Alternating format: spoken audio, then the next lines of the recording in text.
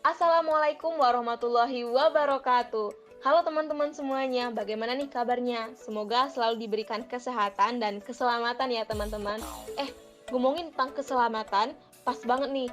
Kami dari TPB 30 kelompok 4 akan menjelaskan tentang rumah dom tahan gempa yang terinspirasi dari tempurung kura-kura.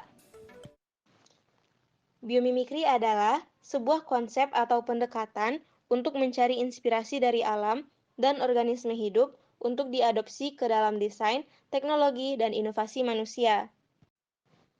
Pada pembuatan biomimikri kali ini, kami dari kelompok 4 mengangkat judul Rumah Dom Tahan Gempa yang terinspirasi dari tempurung kura-kura. Kura-kura memiliki ciri khas tersendiri dari tempurungnya teman-teman. Tempurung ini melindungi kura-kura dari predator.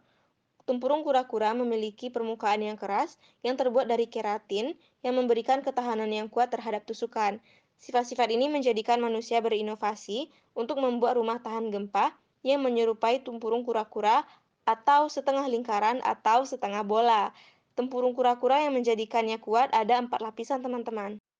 Yang pertama ada lapisan luar atau lapisan epidermin teman-teman.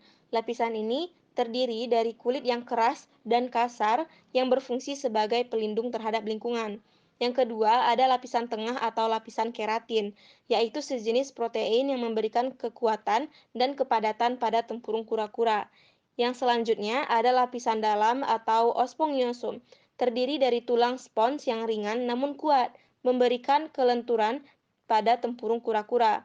Dan yang terakhir, ada lapisan terdalam atau medula, jaringan lunak yang memberikan tempat bagi organ dalam. Konsep desain yang terinspirasi dari tempurung kura-kura dapat mencangkup beberapa elemen teman-teman, seperti penggunaan bentuk yang melengkung dan padat untuk menyerupai bentuk tempurung yang kuat. Namun, sebelum membangun rumah kubah dengan desain yang terinspirasi dari tempurung kura-kura, penting untuk memastikan bahwa desain dan konstruksi sesuai dengan standar keamanan dan peraturan yang berlaku untuk memastikan keselamatan penghuni rumah teman-teman.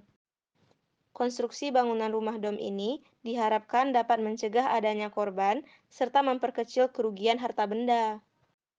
Nah, untuk merealisasikan hal tersebut, diperlukan struktur bangunan rumah dom sebagai berikut. Yang pertama, baja silang. Pondasi lantai terbuat dari baja dengan pola silang yang berfungsi untuk melawan tekanan yang mendorong sisi bangunan selama gempa bumi. Yang kedua, sistem tondon. Memiliki sistem yang ditempatkan di bawah bangunan yang berfungsi sebagai sensor gerak untuk pendeteksi gerakan bangunan.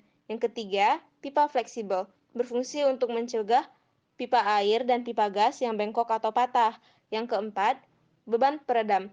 Ditempatkan di atas bangunan sebagai sensor gerak untuk mendeteksi gerakan pada bangunan.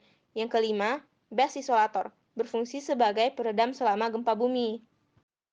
Teman-teman tahu nggak sih, ada dua bagian dari tempurung kura-kura yang kami jadikan contoh sebagai pembuatan rumah dom anti gempa. Yang pertama, karapas, yaitu tempurung pada bagian punggung. Yang kedua, plastron, yaitu tempurung pada bagian perut.